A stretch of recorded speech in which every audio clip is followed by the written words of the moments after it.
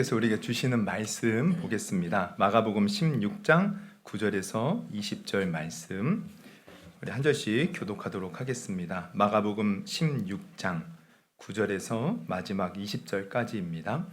예수께서 안식 후 첫날 이른 아침에 살아나신 후 전에 7 귀신을 쫓아내어 주신 막달라 마리아에게 먼저 보이시니 마리아가 가서 예수와 함께하던 사람들이 슬퍼하며 울고 있는 중에 이 일을 알리매 그들은 예수께서 살아나셨다는 것과 마리아에게 보이셨다는 것을 듣고도 믿지 아니하니라. 그 후에 그들 중 2사람이 걸어서 시골로 갈 때에 예수께서 다른 모양으로 그들에게 나타나시니 2 사람이 가서 남은 제자들에게 알리었으되 역시 믿지 아니하니라. 그 후에 11 제자가 음식 먹을 때에 예수께서 그들에게 나타나사 그들의 믿음 없는 것과 마음이 완악한 것을 꾸짖으시니 이는 자기가 살아난 것을 본 자들의 말을 믿지 아니함일러라. 또 이르시되 너희는 온 천하에 다니며 만민에게 복음을 전파하라. 믿고 세례를 받는 사람은 구원을 얻을 것이요 믿지 않는 사람은 정죄를 받으리라.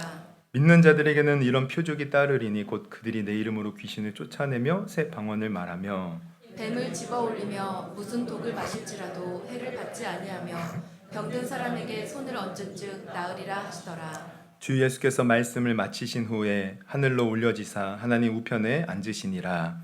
제자들이 나가 두루 전파할세 주께서 함께 역사하사 그 따르는 표적으로 말씀을 확실히 증언하시니라. 네, 아멘 아멘 할렐루야. 우리 앞뒤 옆에 보면서 잘 오셨습니다. 은혜 받으십시오. 인사해 보겠습니다. 오늘도 반가운 얼굴들도 있고요. 감사하고 또 새롭게 보이시는 또 얼굴들도 있고 너무 감사합니다. 별거 아니었습니다. 우리 말씀 듣도록 하겠습니다. 우리 한 주간 잘 보내셨죠? 우리 고난 주간이었는데 또 이렇게 새벽 예배에도 이렇게 많은 분들 참석하셔서 예수님과 같이 고난을 받으셨어요.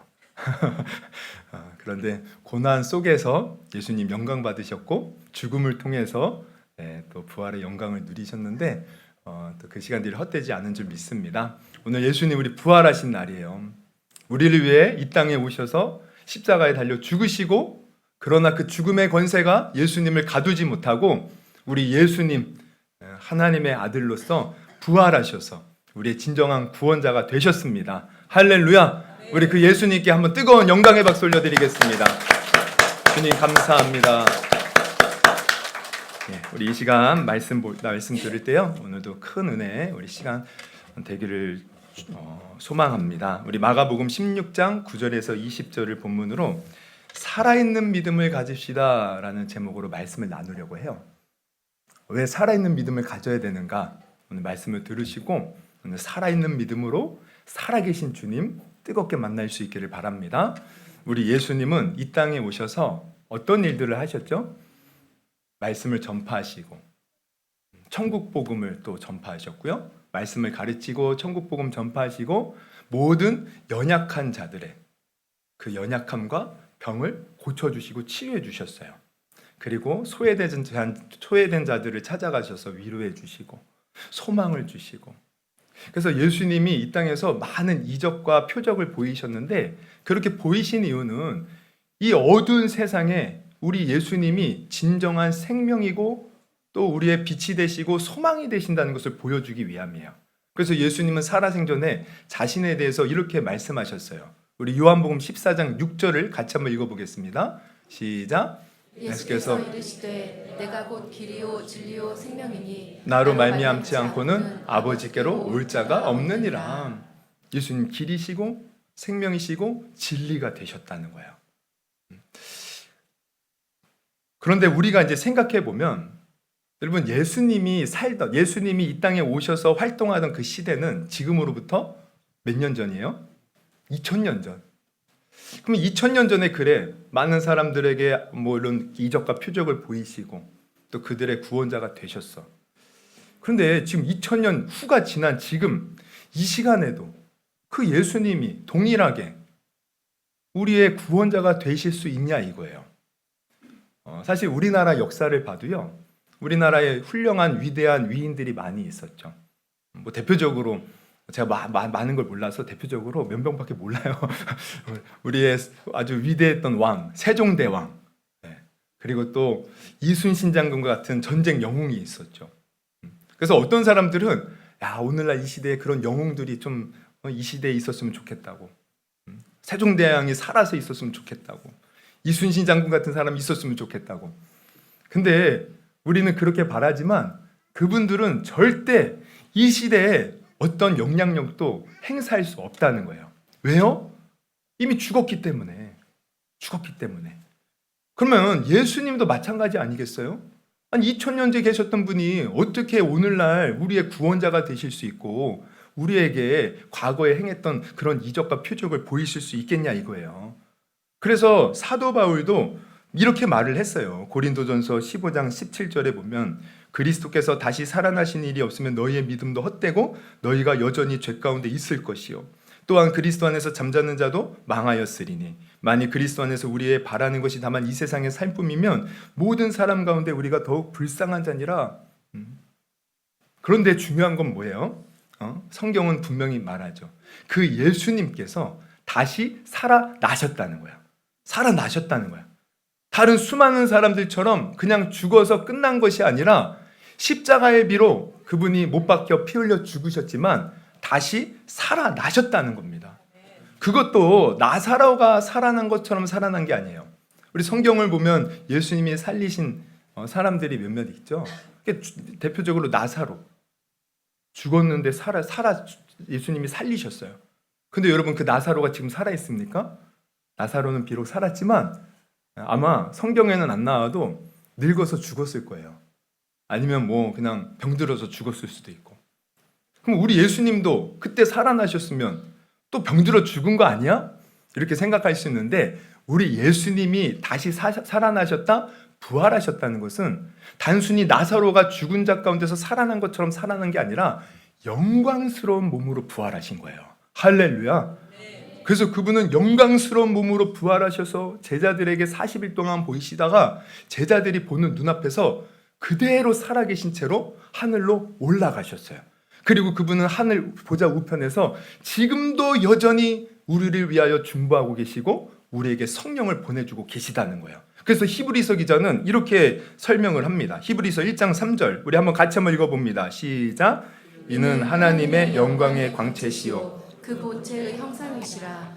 그의 능력의 말씀으로 만물을 붙드시며 죄를 정결하게 하는 일을 하시고 높은 곳에 계신 지극히 크신 이의 우편에 앉으셨느니라. 여기 보면은 이미 주님은요 창조주 하나님과 같은 분이셔요.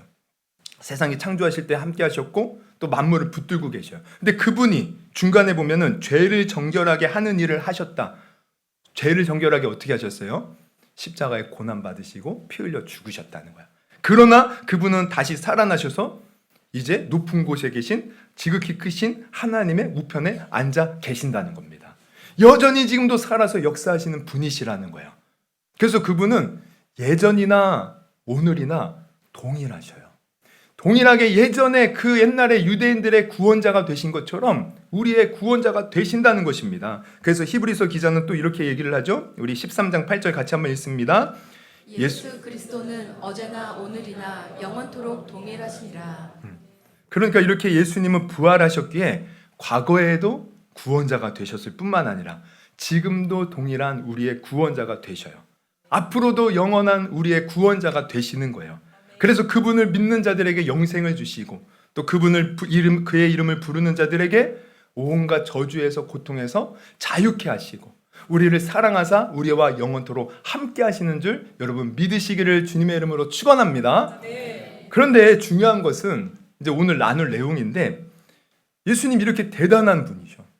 부활하셔서 친히 하나님의 아들 되심을 증명해 보이셨고 우리의 구원자가 되셨어. 그러면 이 예수님을 우리가 만나고 또 예수님이 주시는 은혜를 누리고 또 그분이 행하신 모든 사역들의 그 놀라운 것들을 내가 받아 누리려면 어떻게 해야 돼요? 우리도 그에 걸맞는 믿음이 있어야 된다는 거야. 예수님은 살아나셨는데 우리는 여전히 죽은 믿음을 가지고 있다면 예수님 아무리 우리에게 좋은 거 주시려고 해도요 우리 못 받아 누린다는 거야. 예수님이 부활하셨듯이 우리도 그 부활에 걸맞는 부활의 믿음, 살아있는 믿음을 가져야 된다는 것입니다. 그래서 그 부활의 믿음을 가진 자는 정말 부활하신 예수님과 함께하는 삶을 사는 거예요. 그분이 정말 말로만 예수님 우리의 모든 어떤 어려움과 질과 문제를 해결해 주셨구나, 머리로만 아는 것이 아니라 실제로 경험하고 체험하는 삶을 살게 된다는 것이에요. 지금도 얼마나 많은 사람들이 부활의 예수님을 경험하는지 모릅니다. 여러분, 우리도 부활의 예수님 오늘 이 시간 경험하고 느끼고 체험할 수 있기를 주님의 이름으로 축원합니다. 그러기 위해서는 살아있는 믿음 가져야 된다는 거예요. 그럼 살아있는 믿음은 어떤 믿음일까? 첫째는 이겁니다. 우리의 지식과 경험을 초월하여 믿는 거예요. 여러분, 오늘 제자들 보세요. 참 재밌는 것은 9절부터 보면 이제 막달라 마리아, 여러분 이거는 성경 퀴즈에도 많이 나와요. 예수님의 부활을 처음으로 목격한 사람, 정답 뭐예요? 지금 막달라 마리아. 막달라 마리아가 예수님 만났어요. 우리 요한복음에 보면은 제자들이 이 요한과 베드로가 와 예수님 이제 뭐 살아나셨다고 해서 막 달려와서 무덤을 봐요. 그리고 나서 예수님의 무덤이 비어 있는 거 보고 그냥 걱정하고 그냥 집에 갑니다. 근데 막달라 마리아는 그 앞에서 계속해서 예수님 어디 갔나 찾고 우는 거예요. 그때 예수님이 그 앞에 나타나셔요. 그래서 마리아가 만나요, 예수님을. 그래서 만난 예수님을 만나서 너무 좋으니까 가서 제자들에게 전하는 거예요. 근데 오늘 본문을 보면 제자들이 마리아가 예수님 만났다는 것을 얘기해도 믿었다? 안 믿었다? 안 믿었다는 거예요. 우리 한번 볼까요? 10절, 마리아가 가서 예수와 함께하던 사람들이 슬퍼하며 울고 있는 중에 이 일을 알림해 11절 같이 읽습니다. 그들은 예수께서 살아나셨다는 것과 마리아에게 보이셨다는 것을 듣고도 믿지 아니하니라. 또 보세요. 12절에 보면 또 예수님이 시골로 내려가는, 이 누가복음에 보면 엠마오로 가는 두 제자라고 나와요. 두 사람. 이 사람에게도 나타나서 이 두 제자가 누가복음에 보면 못 알아봐요, 예수님. 왜? 영광스러운 몸으로 부활하셨기 때문에. 그리고 그들의 눈이 가리워져서. 그런데 예수님이 성경의 말씀들을 쫙 풀어서 인자가 고난을 받고 부활할 것을 얘기해 주니까 이들이요 나중에 집에 가서 떡을 떼면서 함께할 때 갑자기 눈이 밝아지면서 예수님을 알아본 거예요. 그때 이미 예수님은 없어지셨죠. 어쨌든 이 두 사람이 예수님을 경험해. 그래서 제자들에게 또 와가지고 우리가 예수님, 살아나신 예수님 만났다고 했는데 그들이 또 믿어요, 못 믿어요? 못 믿었다는 거예요. 14절. 그 후에 또 한번 읽어봅니다. 시작. 그 후에 11제자가 음식 먹을 때 이거 아닙니다. 13절입니다. 13절. 시작. 두 사람이 가서 남은 제자들에게 알렸으되 역시 믿지 아니하더라. 믿지 않았다는 거예요. 그러니까 제자들 예수님 부활했었던 소식을 듣고도 믿지 아니했다는 거예요. 그래서 나중에 예수님이 이제 14절 11제자 가운데 이제 나타나셔요. 나타나셔서 제일 먼저 하신 말씀이 뭐예요? 책망의 말씀하시는 거예요. 왜 믿지 못하느냐? 14절 같이 있습니다. 시작. 그 후에 11제자가 음식 먹을 때에 예수께서 그들에게 나타나사 그들의 믿음 없는 것과 마음이 완악한 것을 꾸짖으시니 이는 자기가 살아난 것을 본 자들의 말을 믿지 아니함일러라. 여러분, 성경은 예수님의 부활을 확실하게 말씀하고 있습니다. 오늘 우리가 믿지 않는다면 예수님 마음 아파하실 거예요. 여러분, 부활하신 예수님 오늘 반드시 분명히 믿기를 주님의 이름으로 축원합니다. 그런데 오늘 생각해 볼 것은, 그러면 왜 제자들은 예수님이 부활하셨다 사람들이 알려줘도 믿지 못했을까요?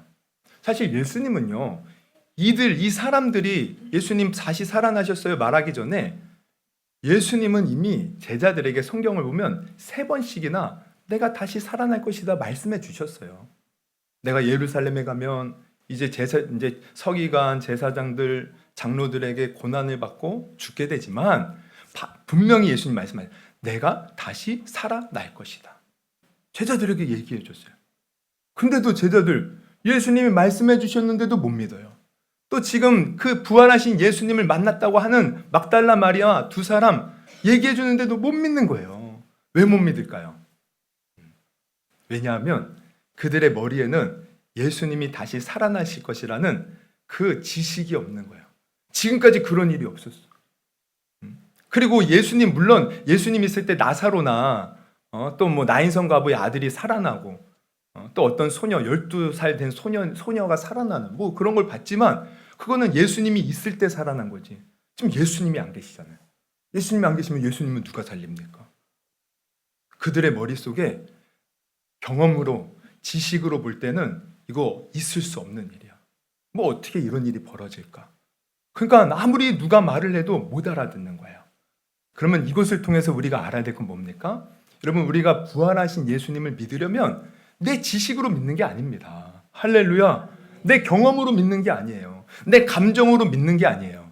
그냥 말씀하시니까 그 말씀을 받아들임으로 믿는 것뿐인 것입니다. 그러니까 나의 지식과 경험을 초월해서 우리는 부활하신 예수님을 그저 믿음으로 받아들이는 것. 여러분, 이게 살아있는 믿음인 줄 믿으시기를 바랍니다. 여러분, 하나님의 일은 우리는 그냥 받아들이면 돼요. 여러분, 아브라함에게 하나님이 한 번은 사람의 모습으로 2명의 천사와 함께 이렇게 찾아가셨어요. 죄송합니다. 마물의 상수리 나무들 가운데 이렇게 아브라함이 거할 때 하나님이 사람의 모습으로 이제 이렇게 3명이 찾아간 거예요. 아브라함이 이 사람들 특별하다. 그래서 이제 지극히 대접을 합니다. 알고 봤더니 한 분은 하나님, 2 사람은 천사였던 거예요. 근데 하나님이 그런 대접을 받고 하시는 말씀이 뭐냐면, 아브라함아, 너 이제, 이때가 아브라함이 99세거든요. 내년 이맘때에 너 아들 낳을 것이다. 너 아내 사라가 아들 낳을 거야. 그랬더니 이 얘기를요, 사라가 장막뒤에서 듣는 거예요. 그래서 어떻게 해요? 비웃습니다. 왜 비웃어요? 우리 창세기 18장 11절에서 12절 보면 이렇게 나와 있어요. 아브라함과 사라는 나이가 많아 늙었고 사라에게는 여성의 생리가 끊겨졌는디라. 사라가 속으로 웃고 이르되 내가 노쇠하였고 내 주인도 늙었으니 내게 무슨 즐거움이 있으리요. 그러니까 주님이 내년에 낳을 것이다 했는데 이거 인간적으로 생각하면 이거 있을 수 없는 일입니다. 지금 사라의 나이는 한 90세예요. 오늘 우리 김경래 권사님이 안 보이시네? 거기 계셔요? 우리 김경래 권사님이 이제 90세 넘으셨잖아요. 그럼 상상을 해봐요. 우리 김경래 권사님, 하나님이 너 내년에 아들을 낳을 것이다. 그러면 이거 믿어집니까? 죄송합니다, 우리 권사님. 네. 이거 말도 안 되는 일이에요. 인간의 생각으로는. 이거 진짜 웃길 일이, 사라가 웃지 않을 수가 없는 거예요. 우리도 웃잖아요. 이거 말이 됩니까? 그러니까 사라가 웃은 거예요. 어떻게 우리가 낳을 수 있겠느냐. 근데 하나님은 이 얘기를 다 듣고 계셨어요. 그러나 사라에게 뭐라고 말씀하십니까? 창세기 18장 13절 14절 우리 같이 한번 읽어봅니다. 시작.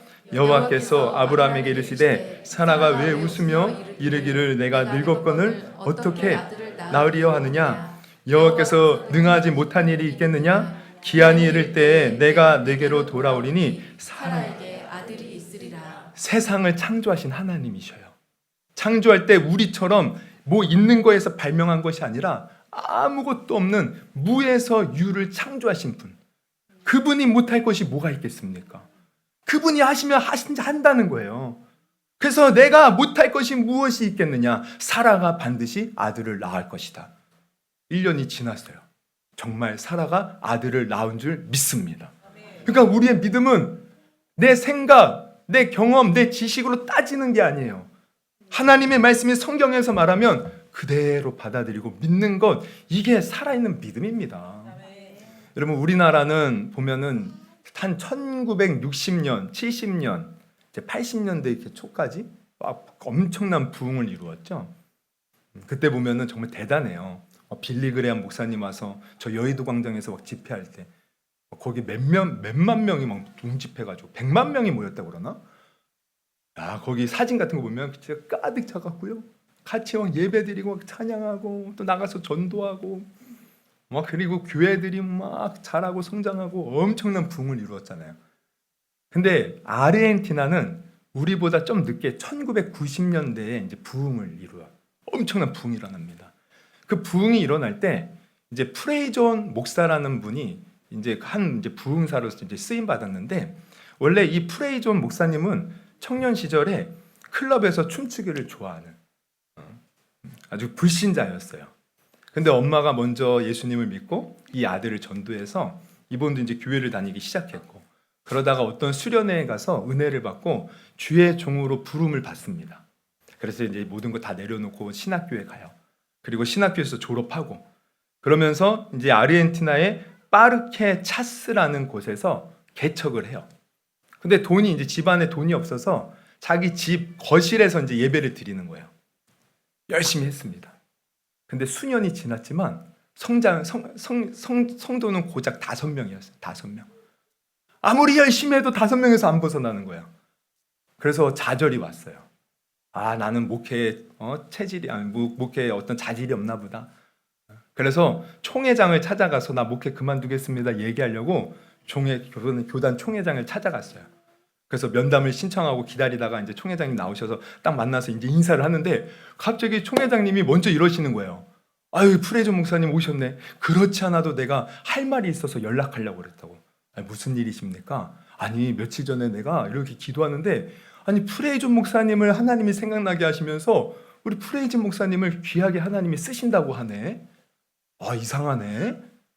그러면서 근데 왜 무슨 일로 왔나?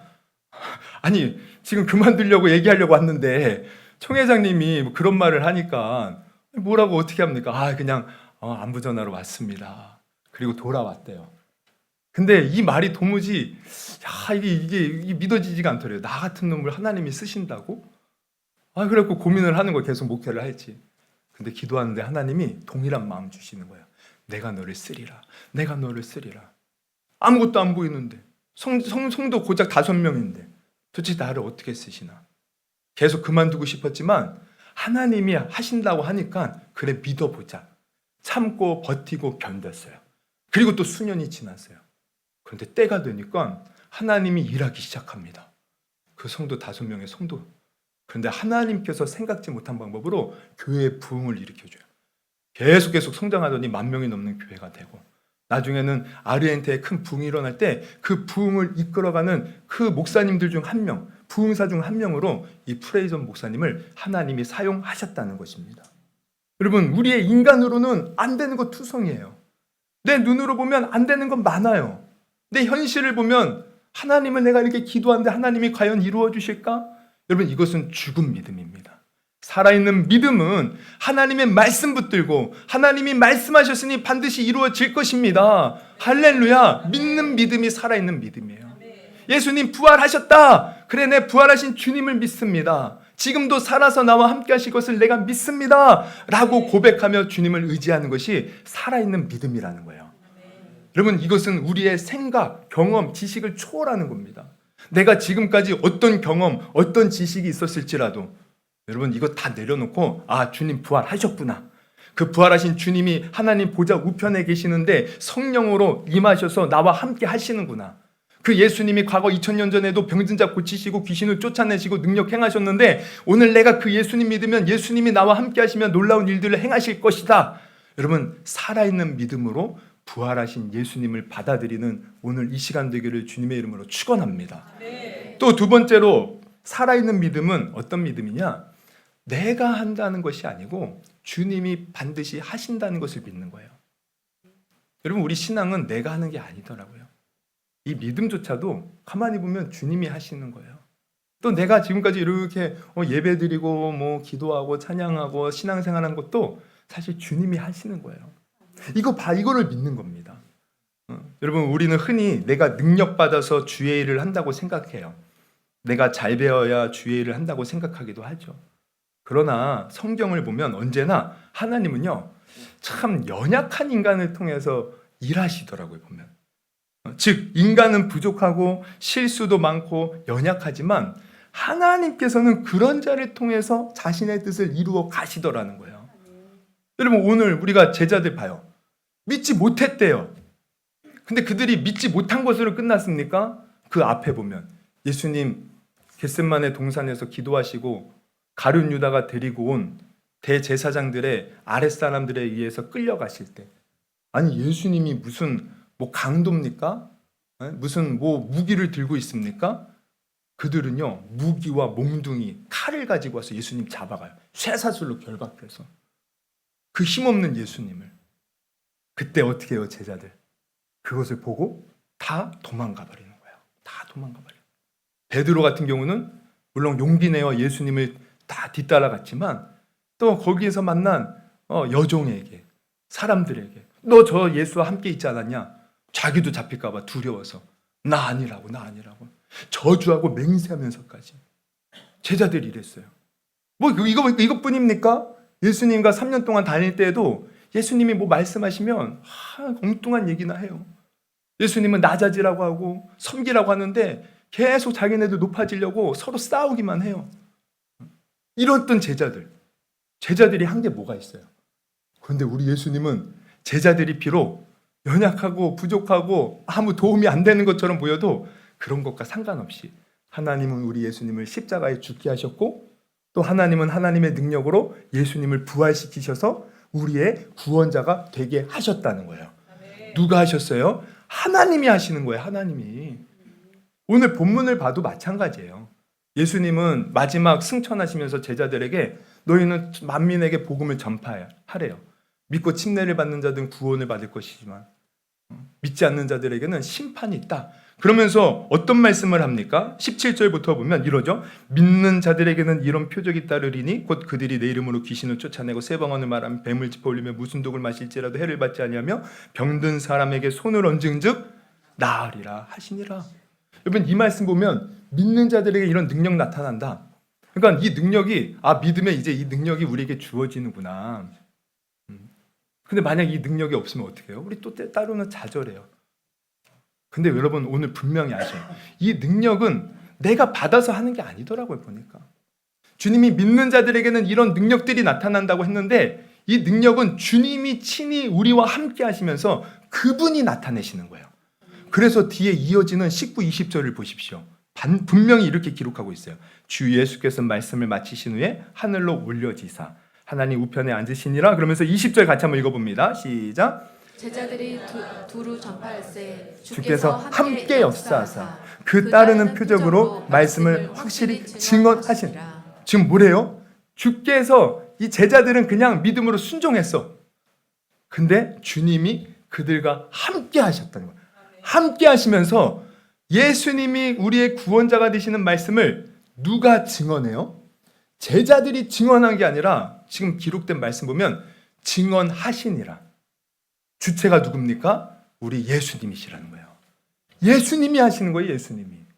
여러분 우리 신앙생활은 내가 하는 게 아닙니다. 우리는 내가 주님의 일을 감당하는 것이 아니라 그저 주님을 믿고 나를 주님께 맡길 때 주님이 일하시고 주님이 역사하시는 거예요. 할렐루야. 그래서 우리는 그 주님을 바라보며 주님이 하실 것을 믿는 이 믿음, 이게 살아있는 믿음인 겁니다. 하시더라고요. 하나님이 하셔. 야, 네가 하는 게 아니다. 너는 그저 순종만 해라. 내가 한다. 여러분 성경을 보세요. 아브람 하나님께서 부르셨지만 아브람 얼마나 실수투성인지 몰라요. 하나님이 아들 주시겠다 이거 못 기다려서 저 엘리에셀이나 나의 상속자가 되게 없어 하나님께 따집니다. 그리고 사가를 통해서 하나님이 사라를 통해서 주신다고 했는데 하가를 통해서 또 아들 낳아요. 이스마엘. 그래갖고 막 가정에 분쟁이 생기잖아요. 그분입니까? 또 다윗도 보세요. 그 마음에 하나님이 합하는 사람이라고 하지만 밧세바를 범하고 그 남편 우리아를 전쟁터에서 죽게 만들고 또 삼손도 봐요. 여러분 우리 삼손 다 아시죠? 삼손 사사기에 나오는 삼손. 저 어렸을 때 이렇게 무슨 부활절이나 크리스마스 되면은 기독교 영화 보여주는데 삼손 꼭 보여줘요. 그럼 엄마랑 아빠랑 이렇게 앉아서 봐요. 근데 사실 삼손 제대로 영화 만들면 그 되게 뭐라고 하죠? 되게 뭐라고 하죠? 19세 금 아마 그렇게 될 거예요. 19금. 왜냐하면 이 삼손이 여자를 엄청 좋아했거든요. 그래서 결국 여자한테 넘어가가지고 들리라라는 여자한테 자기의 비밀을 힘의 원천인 비밀 하나님 말씀하지 말라고 하는데 다 얘기해주고 그래서 머리카락 다 잘린 다음에 힘 다 잃고 블레셋 사람들 끌려가가지고 눈을 다 뽑히고 아주 짐승처럼 조롱받다가 어떻게 돼요? 그렇게 되잖아요.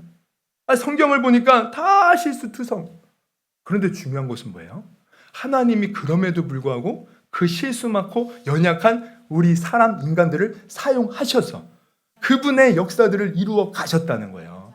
아브라함도 비록 그렇게 실수하지만 계속해서 하나님 붙들었을 때 연약함 속에 아까도 받아요. 사라와 비웃잖아요.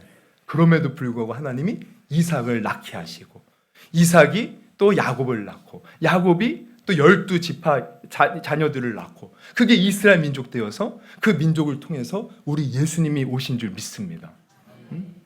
또 다윗도 비록 실수했지만 하나님이 그에게 영원한 왕조 메시아가 올 것을 약속해 주시잖아요. 삼손도 그렇게 실수했지만 마지막에 다곤 신전에서 주님 나를 사용하옵소서, 두 눈 다 뽑혀서 아무것도 할 수 없지만 그 기둥을 무너뜨리며 살아있을 때보다 더 많은 블레셋 사람들을 물리치더라. 여러분, 하나님이 하신다는 거예요. 하나님. 그래서 나를 보지 않고 하나님을 보는 것이 살아있는 믿음입니다. 나의 현실 보고 상황 보고 내가 뭘 할 수 있지? 나는 왜 삶이 이렇지? 여러분, 이거는 죽은 믿음이에요. 우리가 이제 예수님을 믿고 내가 그분 안에서 영생을 얻고 새 생명을 얻어 거듭난 하나님의 자녀가 되었다면 여러분, 우리 하나님 볼 필요가 없어요. 아니, 세상 볼 필요 없어요. 내 자신 볼 필요 없어요. 여러분, 하나님, 나를 위해서 구원하신 예수님, 또 나와 함께 하시는 성령님을 바라볼 수 있기를 주님의 이름으로 축원합니다. 이게 살아있는 믿음이에요. 살아있는 믿음을 통해서 하나님 반드시 일하시고 역사하셔요. 그 사람에게 은혜 주십니다. 여러분, 오늘 살아있는 믿음으로 주님 앞에 나아가실 거죠? 네, 우리 그러기 원하신 분은 아멘 합시다. 아멘. 할렐루야. 아멘. 그리고 셋째로 살아있는 믿음은 그렇게 하나님이 하실 것을 믿기 때문에 이제 어떻게 해야 돼요? 우리를 주님께 맡기는 거예요. 맡기는 거. 주님께 맡기는 거예요. 아까도 우리가 19절 보면 그들이 나가서 두루 전파. 그들이 사실 어땠어요? 투렴에 떨고 있었어요. 그런데 나중에 하나님 말씀에 순종해서 성령을 받고 나가는 거예요. 나가는 거. 아니, 유대인들이 막 죽이려고 그냥 쌍불을 켜고 있어도 처음엔 무서웠지만 이제 순종함으로 나가는 거예요. 뭐예요? 맡겼다는 거예요. 하나님께. 맡기니까 우리 주님이 함께 역사하사 그 따르는 표적으로 말씀을 증언하여 주신 줄 믿습니다. 그러니까 우리가 이제 하나님을 믿는다면 여러분, 맡기세요. 나의 모든 삶을 맡겨버리세요. 나의 생각까지도 다 주님께 내려놓아 버리십시오. 그래서 주님이 인도하시는 대로 따라가십시오. 독일의 시골 마을에 한 소년이 있었어요. 그의 아버지는 세무관이었습니다. 그런데 어려서부터 소년은 교회에 다녔지만, 소년은 교회에 다녔지만 아버지가 좀 술을 좋아해서 약간 주정을 많이 부렸거든요. 주정뱅이 아버지의 영향으로 삐뚤어져서 수많은 문제를 일으키는, 그래서 교도소에 들락날락하는 그런 비행 청소년이 되고 말았어요. 그렇지만 그는 교회에 다닌 영향으로 마음에는 늘 이거 아닌데 라는 생각으로 괴로워했습니다. 도대체 나는 기독교인이면서도 왜 이런 나쁜 짓을 할까? 생각으로는 안 하고 싶지만 자기도 모르게 나쁜 짓을 하는 거야. 그러다가 한 번은 아버지 몰래 돈을 훔쳐서 가출을 한 뒤에 여관에서 지내면서 방탕하게 지냈어요. 근데 그만 돈이 떨어져 버린 겁니다. 여관비를 낼 돈이 없는 거야. 그래서 몰래 야반도주 하다가 그만 경찰에 붙잡히고 말았어요. 그래서 유치장 신세를 지던 어느 날 한 목사님이 그에게 찾아와 이렇게 말을 합니다. 나쁜 버릇은 하루아침에 고칠 수 없단다. 하지만 하나님은 아무리 나쁜 자라도 끝까지 사랑하시고 그를 돕기 위해 지금도 기다리고 있으니, 그러니 낙심하지 말고 하나님께 새롭게 해주기를 기도해 보렴. 이런 얘기를 했는데 이 소년이 충격받은 건 뭐냐면, 나같이 나쁜 놈도 주님이 사랑해 주신다고? 나는 주님 앞에 나쁜 짓만 했는데 이런 나도 주님이 사랑하신다고? 이게 충격으로 다가온 거예요. 그러면서 나를 사랑하시는 주님을 나도 믿고 싶다. 그래서 예수님을 영접합니다. 그리고 이제는 주님 뜻대로 살겠습니다 하면서 나쁜 행동을 하나씩 고쳐나가기 시작해요.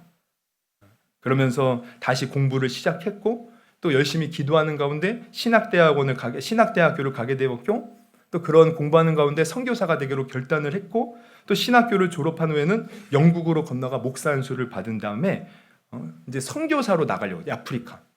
근데 그때 영국에 콜레라로 인해서 많은 이 사회가 어지러웠어. 어려움이 있었어요. 특히 많은 아이들이 고아가 되어서 오갈 데가 없이 고통당하는 모습을 보게 됩니다.